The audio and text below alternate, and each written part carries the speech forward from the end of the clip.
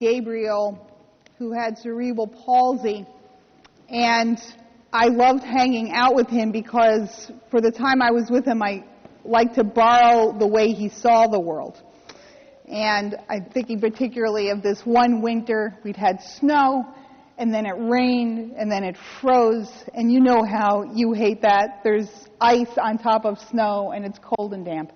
And I went to hang out with Gabe, and he wanted me to pull him around. They had a great big backyard, and he wanted me to pull him around on the sled, which I did not want to do. But I put my boots on, and I got my coat on, and I got out the sled and stuck Gabe on the sled. And I thought he'd sit up, but he didn't. He put his stomach on the sled and laid flat on it, looking at the snow while I was pulling him around. And I asked him what he was doing, and he told me that the colors that were in the sunset were all stuck in the ice and the snow, and when you went really fast, it was beautiful to watch. So he did this for a little while, and then I got jealous. And I said, let me try. So I got on, and Gabe pulled me, and he was absolutely right. Proving my point, it was fun to hang out with Gabriel. Another time, Gabe caught a black snake in the yard, and he brought it to me because we both love snakes, something we shared in common. And the way he brought it to me was he put it in a coffee can that he'd found in the trash.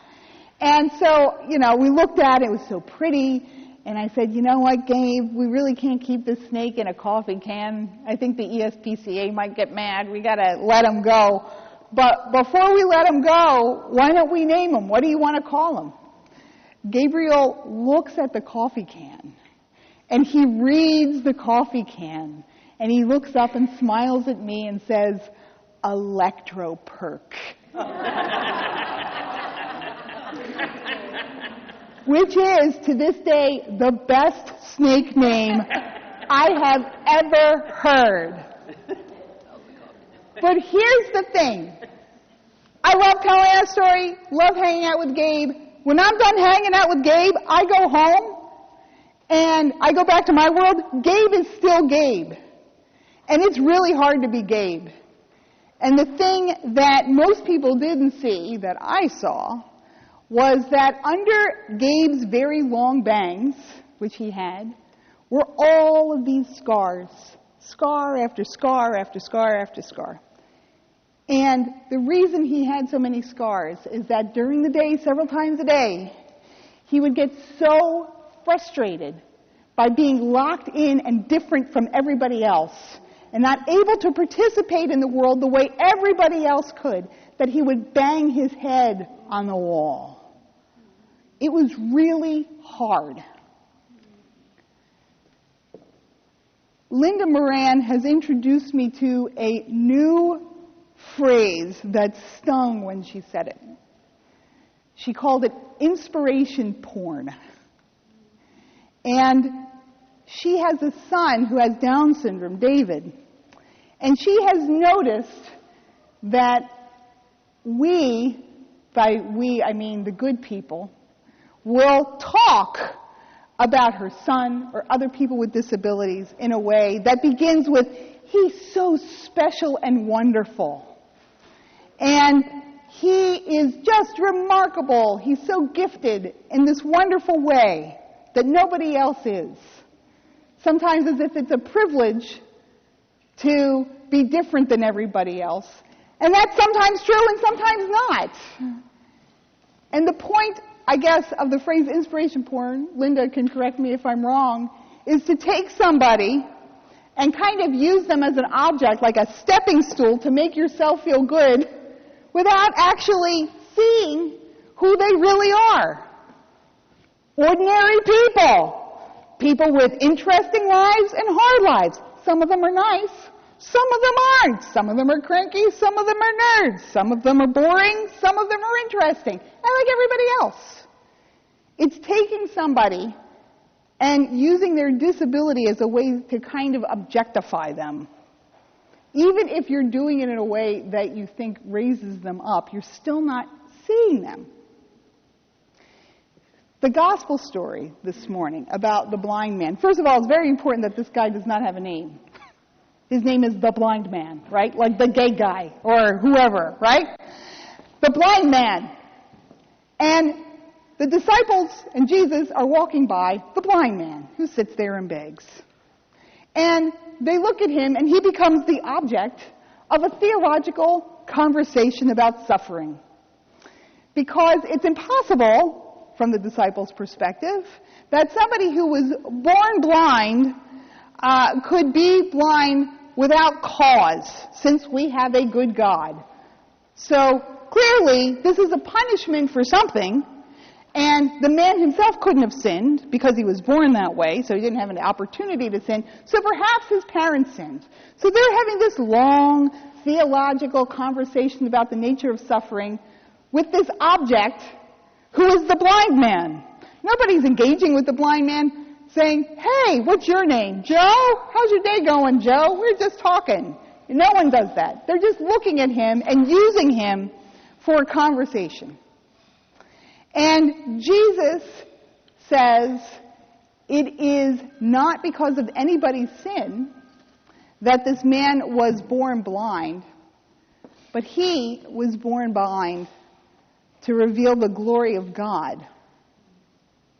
I had to go over this gospel, I think 5 times, to hear what Jesus is saying.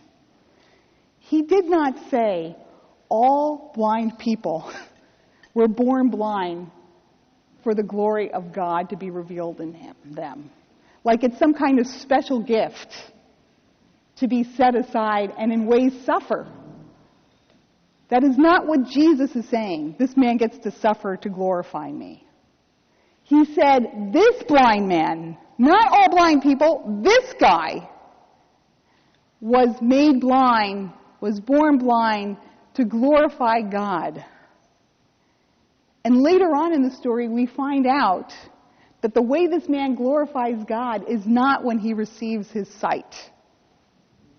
And in the story, we find out that it has never been the blind man who was blind.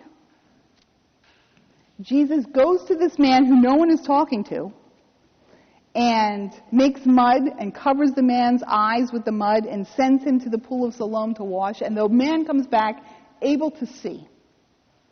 And when he comes back able to see, the neighbors get together and say, "Isn't that the guy who was blind?" And somebody else says, "No, it couldn't possibly be him. It has to be somebody else." Here's the point. These neighbors who see this guy all the time, they see him every single day, probably for years and years, walk past him. They can't even tell for sure if it's the same guy because they don't know his name and they never talked to him and they only saw him out of their peripheral vision. Right? They've never actually seen this guy. So they're not even sure if it's the same man or not. So, anyway, he says that he is the man, and he gets brought to the Pharisees. And the Pharisees only see a threat to their moral authority, because this man has been healed on the Sabbath. And no one's allowed to heal people on the Sabbath. And Jesus has already been causing trouble. And so they're very upset. So they're not seeing the man either. They're just interested in Jesus having gone against the rule of doing any work on the Sabbath. So they're having another theological conversation. Not really interested in this man either. And then finally, what happens in the story, over and over again, people are saying to the blind man, "Who do you say he is?" And he says, "I think he might be a prophet." And then, when he goes before the Pharisees, and the Pharisees say, "The man who healed you was a sinner," suddenly, the blind man is given this voice. And he starts speaking the truth. And he's the only one who sees. And he's telling the clergy that if this man had sinned, he wouldn't have been able to have God hear him and heal him.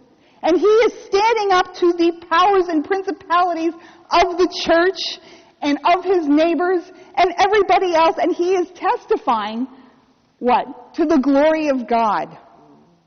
Suddenly this man who was nobody is somebody. This passive object on the road who was a point of theological conversation or somebody in the way becomes the main character in the story.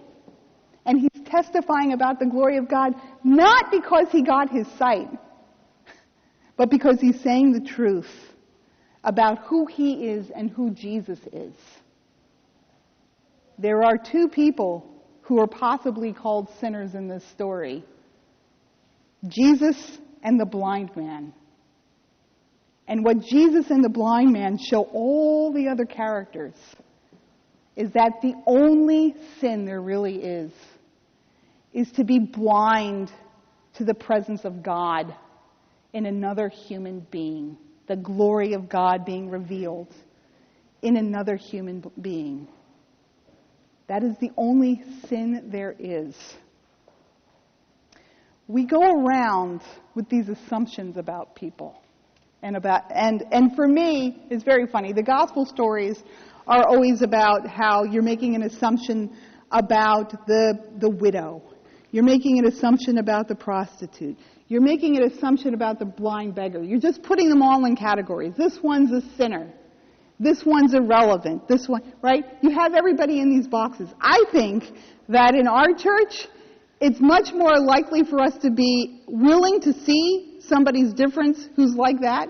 But I, personally, when I see a bunch of people running to catch the PATH train in three-piece suits with cat teeth and gold couplings, I'm like, I already know their story, right? Wall Street broker, not part of my group, I don't know about that. Anybody who voted for Trump, boop, know their story. Don't need to get to know them at all, right? I have my box. And when you go into that box, I no longer see you. I see an idea of you, but I don't see you. I've put you in the box. So when Jesus is talking about sight, what he's talking about is actually seeing human beings instead of ideas of human beings. And when we see one another, there is truly no greater act of love than to determinedly stop and see another person as a human being. Because what we do when we truly see each other is we free each other. And we are freed.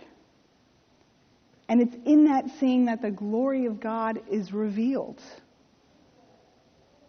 And there's no other way out of the despair and hopelessness of this world than to be ready to truly see one another. I'm going to give you 2-3 minutes. And I'm hoping, did they get their Post-its this time, Carlos? Does everybody have a Post-it and a pen? If you would like to, I'm going to give you 2 or 3 minutes to think about a question. Think about a time when somebody truly saw you and freed you. And write a moment about that. When did anybody truly see you and in seeing you free you? Or think about the opposite. Think about a time, who did you see, really see, and how did your seeing them free them? And I'll give you 2 minutes to think about that now.